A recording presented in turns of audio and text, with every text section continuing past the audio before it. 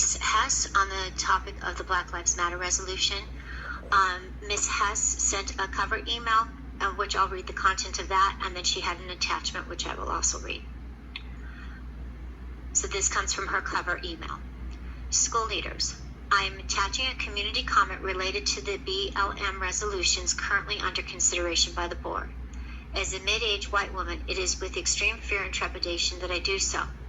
The rhetoric from the board over the past few meetings has created a hostile work environment for me and others who are too afraid to speak out.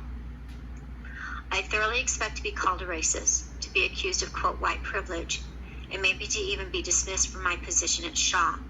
Perhaps that's the intended outcome, I don't know. But I submit this commentary as a thought-provoking commentary, only for the benefit of all the children in our school district. They deserve better from our leaders. It does run about 5 minutes when read aloud, so I ask for flexibility from the board, as it was flexible in hearing from Dana Ramos's community comment during the meeting on 6/25.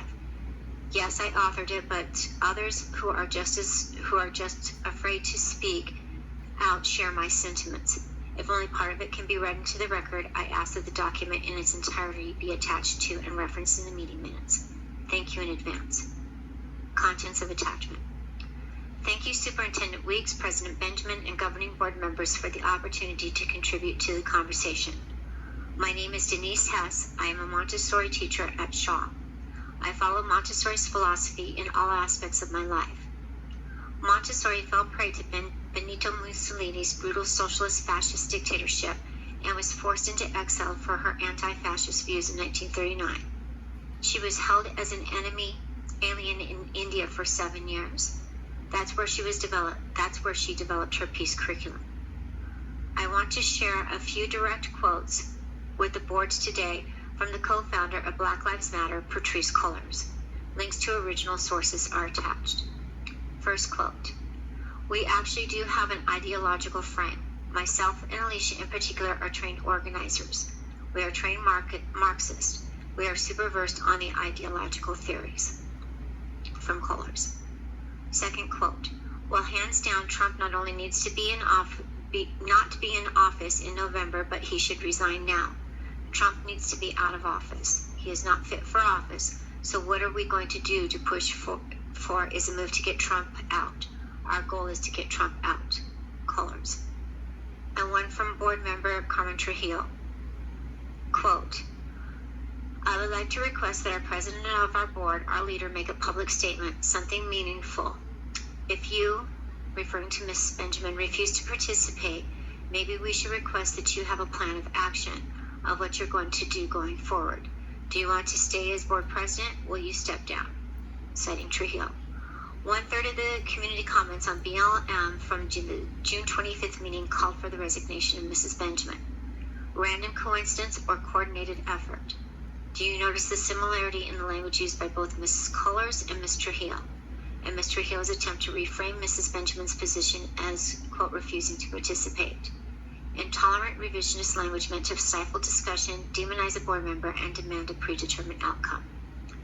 Specific recent research from 2019 titled, quote, Officers' Characteristics and Racial Disparities in Fatal Officer-Involved Shootings in the PNAS Journal concluded, quote, we find no evidence of anti-Black or anti-Hispanic disparities across shootings, and white officers are not more likely to shoot minority citizens than non-white officers.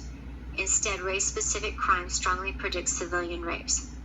This suggests that increasing diversity among officers by itself is unlikely to reduce racial disparity in police shootings. See link below. These results do not fit the BLM agenda. Dr. Alores Diaz's resolution lists some of those wrongfully murdered by law enforcement, but fails to disclose that every one of them, except Nina Pop, was involved in or contemplating criminal activity or connected to someone who was involved in criminal activity. Wrongfully murdered, yes, but without some expectation of police intervention, no. Are people involved with the criminal element of society really the people we want to hold up to our children as role models by naming them in a resolution? And Nina Pop, a transgender woman found murdered in her apartment, wasn't murdered by law enforcement. Her murder was a hate crime. Is it equitable for Dr. Diaz to wrongfully attribute a murder to law enforcement that's a hate crime perpetrated by a civilian? BLM is pushing a political agenda. Caller says so herself. I think both resolutions push a political agenda. Nothing about either resolution supports those trying to do the necessary work of getting measures in place to retrain our law enforcement officers. Nothing about either resolution does anything to contribute to revising the laws that govern law enforcement. In our last governing board meeting, nobody new even offered to step into the role as a liaison to the legislature. Law enforcement has bad actors, as do school districts, and we shouldn't be complicit in sweeping either under the rug. Do those officers need to be dealt with swiftly? Absolutely, no question, but within the law. Otherwise, we end up spiraling down towards Marxism, fascism, socialism ourselves. Maybe that's the intent. Do we need to work on applying the law equitably? Absolutely. And should our very well-educated board and administration have